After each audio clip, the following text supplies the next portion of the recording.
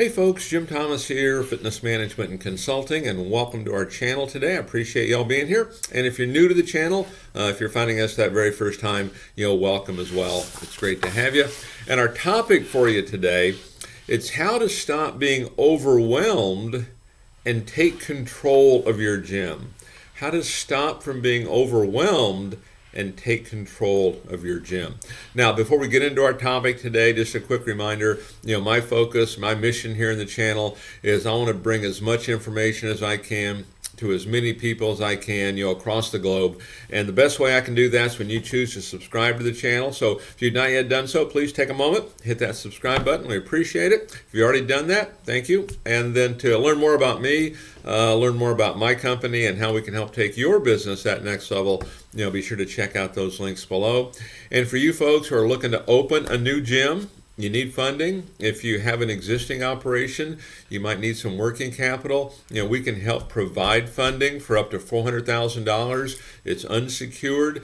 There's no restrictions on use. The minimum requirements for approval is a minimum 680 credit score across the board in Equifax, Experian, TransUnion, and then a minimum income of $50,000 per year each of the 2 previous years. You can check out the links below on financing and funding. We have several options for funding depending on your unique situation. So if you're looking for funding, be sure to check that out. Now, with that said, let's get into our topic today, and it's how to stop being overwhelmed and take control of your gym. How to stop being overwhelmed. And I see this a lot. I talk to a lot of gym owners and they just feel absolutely overwhelmed. And so I want to give you some thoughts and some tips and see if these can be of benefit to you. See if these are some things you can mix into the equation a little bit. And so number 1 on my list, delegate. Learn to delegate. One of the challenges for many business people, many owners is doing too much, trying to take on too much. And here's just a simple rule that I would follow. If somebody else can do it, delegate it. If somebody else can do it, delegate it. Okay, I mean, there's certain things that it's going to require an owner's attention. Okay, but if somebody else can do it, delegate it. Train them, delegate it, and follow up. And kind of job description wise, for you guys that are owners or you aspire to be or you're about to be, and I realize an owner has a lot of responsibilities, but there's 2 things that I look at from an ownership perspective. We want to make sure we're driving traffic in the front door. As I like to say, we've got the door to swing, the phone to ring, the email to ding, the text to ping. Okay, and then we've got a plan of action for recruiting, for developing, training, and onboarding staff. Those are the 2 biggest things I give an owner, because if we accomplish those 2 things, everything else will kind of fall into place. But delegate, get comfortable delegating. And you can start off small if you need to, but if somebody else can do it, delegate it. It's one of the best things you can ever do. Then simply follow up. Number 2, plan out your day. And so you can check the channel here on how to write a plan of action, and you can write a plan of action for the day. I would certainly have one for every month. Might even have one for every week, but you want to plan it out. And what I found to be true, when you write out a plan, number 1, the biggest thing that happens, I think, is you get a sense of having control over this. Hey, here's the goal. Here's the plan. If something gets off track, here's how we're going to handle it, and then other strategies that you're going to have. It makes it simpler, but plan out every day. Don't just show up, because what I see that happens is this is when we do become a little bit of a victim of circumstance. We just start handling stuff that's coming at us, instead of having a plan on how we're going to deal with it. So get in the habit of writing it out. You can check the channel here on how to write a plan of action. Number 3, and my category here was learn to say no, and maybe also learn to say yes. Okay, and so learn to say no. Okay, if it's not the right time, not the right situation, you're just not ready, say it. Okay, just say it. You can be agreeable, you can listen, you can understand, you can write it down. Hey, maybe not today, but let's look at it down the road. It could be a simple way to look at that, but learn to say no. The other side of that, once you kind of get this under control a bit, is, my whole philosophy is I like to look for ways to say yes. Because, success is a pretty wide path. It doesn't have to be real narrow. It can be wide. and I'm looking for reasons to say yes. And what I mean by this is if you have staff that comes to you with an idea, something they want to try, if I can look at it and I can make some sense of it, good chance I'm going to say yes. But guess what I'm going to do? I'm going to delegate it to them. Okay? Now they're in charge of it. Okay? So learn to say no, but think about how you might want to say yes and then delegate it. Number 4, keep an organized workplace. Keep an organized workplace. I tell you my favorite example on that. I remember a club I got involved with a number of years ago, and it was a major turnaround, and I was actually had people tell me don't do it, okay, because it can't be done. And it ended up being one of the more simpler ones, actually. But it was interesting.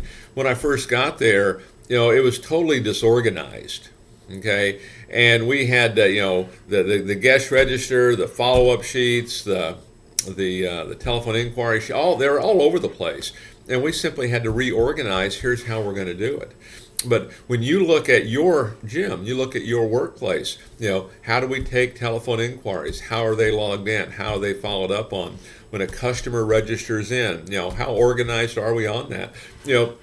This is one of the things I see frequently. It's one of the areas where I think technology fails a lot of gyms, okay, is that a customer registers in, and we don't know a lot of what we used to know in some cases, okay, particularly a lot of independents, which is what we talk to. They're not getting this information. Get with your software companies to make sure you're getting an organized flow of information. You don't have to keep digging to try to find it, because you need to know this information. You need to know it now, because part of this organizational aspect of it is you want to see those KPIs every single day, first thing, because you're making decisions on them right now.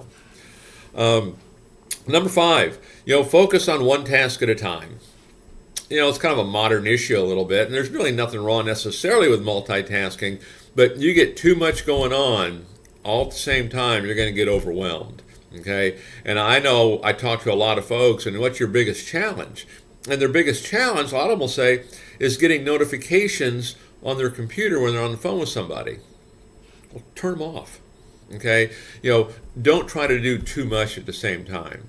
Okay? When you're on the phone with somebody, don't be doing a bunch of other things. You talk to that person like they are the most important person on the planet.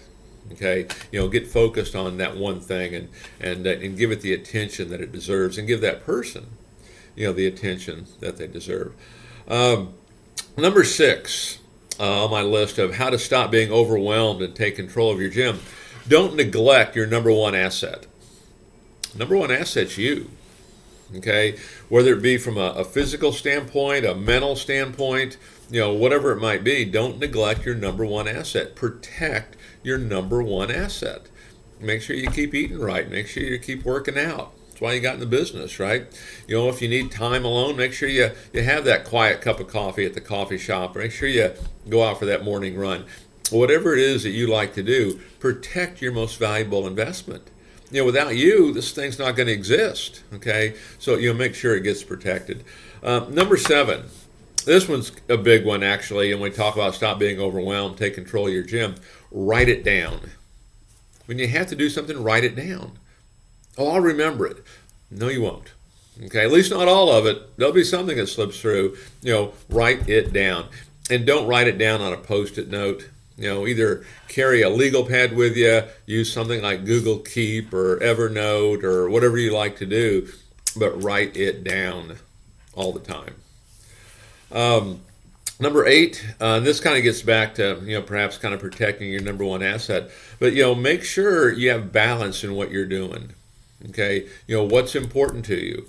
Is it family? Is it kids? Is it friends? What is it? Okay, make sure there's balance in there, because the reason you're doing what you do, in all likelihood, is for that. Okay, don't neglect that. Make sure there's balance. Make sure you give time, equal time, or fair time, to each. And then number 9 on my list on how to stop being overwhelmed and take control of your gym is give yourself a break. Give yourself a break. Everything is not going to work out perfectly. Okay, and if it doesn't go the way you want, simply fix it, and we move on to the next thing. Okay, so give yourself a break. So, folks, again, my name's Jim Thomas. My company is Fitness Management and Consulting. Appreciate you being here at the channel today. And if you've not yet done so, please take a moment, hit that subscribe button. We appreciate it. To learn more about me, learn more about my company, and how we can help take your business that next level, be sure to check out those links below. And then for you folks looking to open a new gym, or you have an existing operation, you need funding, we can help provide funding for up to $400,000. That's unsecured. There's no restrictions on use. Minimum qualifications, it's a 680 credit score or better in each credit bureau. Minimum income of $50,000 per year each of the 2 previous years. So you can check out the links below, financing and funding, for more information on that. Appreciate you being here on the channel today, and we look forward to seeing you all in that next video.